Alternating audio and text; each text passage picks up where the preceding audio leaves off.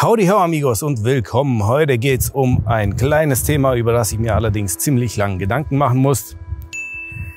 Die Leute, die schon länger dabei sind, sehen es. Es geht ums Windschild.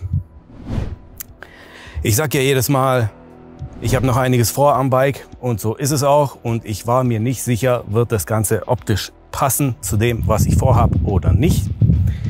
Nun habe ich mir eins geholt, denn jeder von uns kennt's. Ab 120 wird es etwas ungemütlich und man fühlt sich wie ein Ziegelstein im Wind.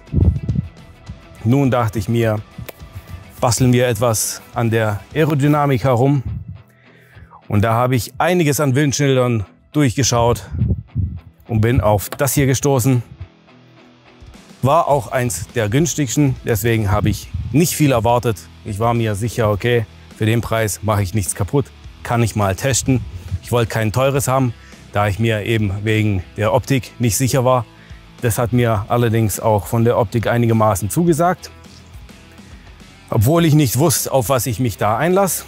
Aber jetzt zur Struktur vom Video. Die Montage ist sehr einfach, geht sehr schnell. Die zeige ich euch natürlich auch. Ich muss ein paar Kleinigkeiten modifizieren. Dann geht es um den Zweck. Ich zeige euch, ob sich das Ganze gelohnt hat mit dem Wind und so weiter. Und natürlich spreche ich auch die Qualität an und gehe noch auf ein paar optische Merkmale ein. Also, los geht's mit der Montage.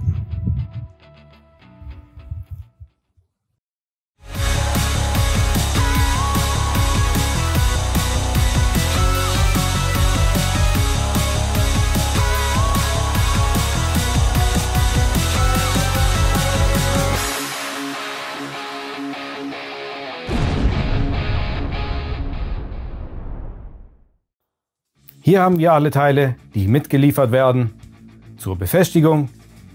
Die zwei Halter muss man hier auch noch dran schrauben. Da sind ein paar Gummistöpsel dabei, die werden reingedrückt, danach mit diesen Schrauben befestigt. Ist absolut gar nichts dabei. Den Halter befestigt, werden später diese Klammern dran gemacht im entsprechenden Winkel und mit dem Gegenstück fixiert. Und das ist dann auch schon die ganze Sache. Aber da ich ja die Gabelhülsen drauf habe, ist bei mir die Gabel breiter als sonst. Ansonsten würde das Ganze ziemlich genau passen mit einem kleinen Abstand. In meinem Fall ist der Abstand natürlich etwas größer. Ich habe das Ganze schon mal angebracht vorher und bin schon eine Weile damit gefahren. Das Ganze wird auf 1 cm so verlängert. Innen drin sind natürlich diese Gummieinlagen, werden hier eingelegt und schonen dann den Lack. Ich habe nachgeschaut, ich bin jetzt ungefähr 500 Kilometer damit gefahren, habe das Ganze jetzt wieder demontiert und tatsächlich, es schützt ganz gut, ich habe keine Reibungsspuren oder sonst irgendwas. Aber wir haben hier diese mitgelieferten Schrauben. Die sind natürlich im Endeffekt dann zu kurz für die Gabel. Hier durchgesteckt. Müsste das Ganze dann auf Kontakt aufliegen, wenn man die ganze Schraube durchschraubt. Und dann ist das Ganze zu eng für meine Gabel. Und deswegen aus dem Baumarkt eures Vertrauens ein paar längere Schrauben besorgt. Ist nur darauf zu achten, dass der Kopf hier reinpasst. Also einfach mit demselben Kopf nochmal nachgekauft, nur etwas länger, funktioniert optimal. Und um das Ganze dann sauber aussehen zu lassen mit einem Zentimeter Abstand, habe ich hier so ein paar Hartplastikhülsen. Die werde ich noch auf 1 Zentimeter genau kürzen und hier dann dazwischen anbringen. Das sieht dann sauber aus. Ebenso kleine Anpassung von mir, das sieht halt schon ziemlich nach Plastik aus. Habe ich normalerweise kein Problem damit, aber wenn ich schon abhab, warum nicht Schwarzglanz lackieren? Das mache ich dann und dann wird die ganze Sache wieder ans Bike gebracht. So, ein kleiner Sprung in die Zukunft. Die Teile werden lackiert. Sie glänzen, passen etwas besser zum Bike. Wie gesagt, hier die längeren Schrauben. Hier habe ich die Hülsen auf 1 Zentimeter genau gekürzt, so dass sie dann dazwischen passen. Und jetzt schrauben wir das Ganze zusammen. Etwas Schraubensicherung schadet natürlich nicht. Wir wollen nicht, dass das Windschild uns irgendwann mal entgegenkommt. Dann hier in die Führung gedrückt. 5er Inbus. Das Ganze mit Gefühl angezogen. Fest ist fest. Ab ans Bike. Bevor das Windschild jetzt rankommt, kommen natürlich die Gummis rein. Auf beiden Seiten. Und es wird in Position gebracht.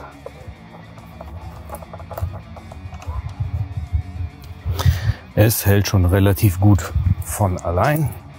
Schrauben durch, den Gummi eingelegt und die Distanzhülsen drauf. Natürlich schadet auch hier Schraubensicherung nicht. Wieder ein 5er Inbus. Das ist alles, was man hier braucht. Und erstmal nur leicht angezogen. So, und bevor ich das Ganze nun festziehe, wird das Ganze auf die richtige Höhe gebracht.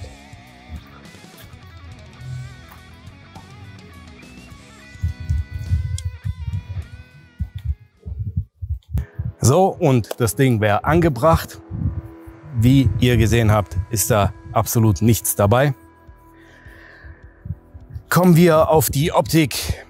Mir ist natürlich bewusst, dass die Sache hier, die ich dahin gebastelt habe mit den Hülsen und so weiter, und da das Ganze auch so etwas nach billigem Plastik aussieht, trotz der Lackierung, ist nicht die schönste Lösung. So fällt auf, dass da ein Fremdkörper an der Gabel hängt, aber nun, ich schließe da einen Kompromiss, denn ich bin optisch ziemlich überrascht gewesen, nachdem das Ding drauf war. Denn ich finde, es gefällt mir. Ich wollte es eigentlich nur montieren, wenn ich auf längere Fahrten gehe und so weiter. Aber als ich gesehen habe, wie das Ganze zum Schluss aussah, dachte ich mir, gar nicht mal so übel, komme ich klar damit, gefällt mir eigentlich. Ist auch mit 4 Schrauben wieder entfernt, wenn es mir irgendwann mal auf den Sack geht. Also werde ich es erstmal dran lassen. Allerdings stören mich jetzt andere Faktoren von der Optik, die ich sowieso ändern wollte. Die werde ich dann in dem Fall wohl schneller angehen, damit sie mir nicht ins Auge stechen. Ich verrate natürlich wie immer nicht, was ich als nächstes vorhabe, denn man muss ja ein bisschen Suspense aufbauen, wie man so schön sagt. Nun die Optik an sich. Das ganze Schild gibt es auch in komplett schwarz. Allerdings fand ich es in dieser rauchigen Variante ganz cool. Man sieht den Lenker immer noch. Es erfüllt seinen Zweck. Es hat eine ziemlich coole Form. Bei allen Schildern, die ich mir so durchgeschaut habe, fand ich das tatsächlich nicht nur die günstigste Variante, sondern auch die optisch ansprechendste. Sie passt zum Lenker, da eben das Schild hier hochgeht, der Lenker im Gegensatz dazu steht. Naja, ich bin kein Designer, mir fallen solche Beschreibungen relativ schwer. Sieht geil aus, fertig. Ist okay. Nun kommen wir zur Qualität. Da lassen natürlich ein paar Sachen zu wünschen übrig, wie schon erwähnt, die Optik hier und dass man die Schrauben ohne diese Hülsen sehen würde, so oder so, ob die Gabel breiter ist oder nicht. Ganz auf Kontakt werden die hier nie sein. Man wird die Schrauben dazwischen immer noch sehen können. Das Plastik an sich wird auffallen, wenn man es nicht lackiert. Ich war mir auch nicht sicher, wie es ist nach gewissen Sonneneinstrahlung, ob das Ganze dann spröde wird oder nicht. Wird sich rausstellen, für den Preis muss man nun mal Abstriche machen. Aber es hält. Die Vibrationen schaukeln sich natürlich auf, sind aber zu ertragen. Also da gibt es nichts zu bemängeln. Das Ding sitzt bombenmäßig. Ich mache mir auch keine Sorgen, dass es irgendwann mal wegfliegt oder sonst irgendwas. Man sieht natürlich, wie es hergestellt worden ist. Man hat hier außenrum eine Presskante, einen kleinen Grat, der lässt sich aber sehr leicht entfernen. Also einmal leicht mit dem Messer außenrum vorbeigefahren und das ganze Ding ist weg. Man sieht auch allerdings, es wird wahrscheinlich von Schild zu Schild unterschiedlich sein, dass das Ganze nicht super gleichmäßig gegossen oder gespritzt oder gepresst worden ist.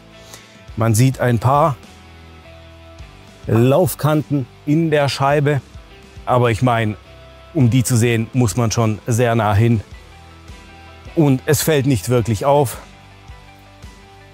Es spricht nun mal für den Eindruck, dass das Ganze Billigware ist. Im Endeffekt mache ich mir auch nichts vor. Ich wollte nicht viel Geld ausgeben für eine Sache, bei der ich mir nicht sicher war. Nun zum Effekt von dem Schild. Ich wollte ja eine ruhigere Fahrt erreichen, ab höheren Geschwindigkeiten. Und ab 120 sitzt man nun mal wie ein Ziegelstein im Wind. Mir ist natürlich aufgefallen, im Windschatten von dem Schild ist eine Verbesserung zu merken. Neigt man sich nach links und nach rechts, merkt man einen deutlichen Unterschied. Ich blende hier Fahreindrücke ein, damit ihr seht, was ich meine. Da merkt man, wie gesagt, den Unterschied. Ich habe mich nach links und nach rechts aus dem Windschatten rausgebeugt und einen Unterschied gemerkt. Der Windschatten geht einem ziemlich gerade am Helm vorbei, nimmt den Druck auch vom gesamten Körper weg. Neigt man sich mit dem Kopf schon nach links und nach rechts, merkt man auch schon einen Unterschied. Der Windschatten ist nicht sehr groß, ist ja auch kein sehr großes Schild. Also so in allem bin ich eigentlich zufrieden. Jetzt kommt aber ein Negativpunkt, der mir aufgefallen ist. Denn dieser Windschatten, ich habe es während der Fahrt versucht zu zeigen, mit Gestiken auszudrücken, der Windschatten reicht einem bis zur Mitte vom Helm. Ich fahre mit einem Jethelm, da kommt ein Problem zustande, denn der Windschatten hört, wie gesagt, hier auf und sorgt für Turbulenzen genau im Bereich vom Mund. Also der Wind stößt einem irgendwo hier auf den Helm, geht daran vorbei und sorgt dafür, dass sich einiges genau in diesem Bereich hier verwirbelt. Dadurch wirkt es etwas lauter. Also eine Maske im Gesicht fängt mehr an zu flattern, wie wenn man ohne Schild fährt. Ohne Schild sitzt man im Wind. Der Wind sorgt dafür, dass man wie in einen Kanal gepresst wird. Ihr wisst schon, was ich meine. Man hat eher einen sichereren Halt. Man sitzt im Wind und wird dadurch fixiert. Mit diesen Verwirbelungen sitzt man etwas wackeliger da. Ich muss die Sache nochmal mit einem geschlossenen Helm probieren. Ich denke, dann wäre das Ganze besser. Nun, das ist der einzige negative Punkt, den ich eigentlich gemerkt habe. Ansonsten bin ich zufrieden. Ich möchte jetzt eigentlich in nächster Zeit nicht mehr ohne fahren, denn bei niedrigeren Temperaturen, bei Regen und bei schnellerer Fahrt ist es definitiv ein Vorteil, wie ich finde. Und deswegen lasse ich das Ding erstmal dran.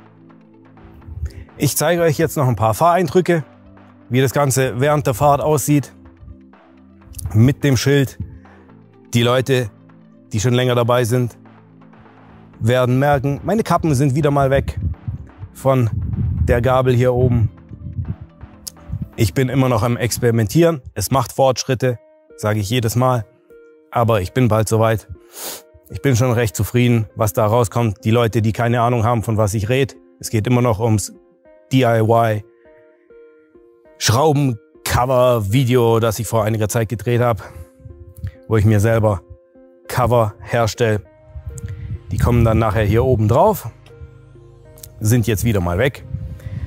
Nun jetzt zu den Fahreindrücken, wie das während der Fahrt aussieht.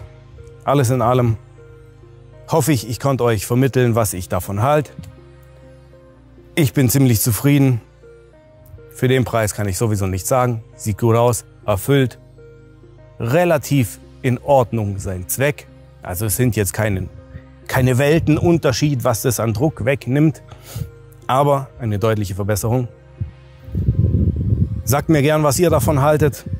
Windschild, ja, nein, welches? Habt ihr eins? Wie gesagt, habe ich lange drüber gegrübelt, würde mich interessieren, was ihr davon haltet. Ich habe nun mal das hier jetzt und wie immer habe ich noch einiges vor.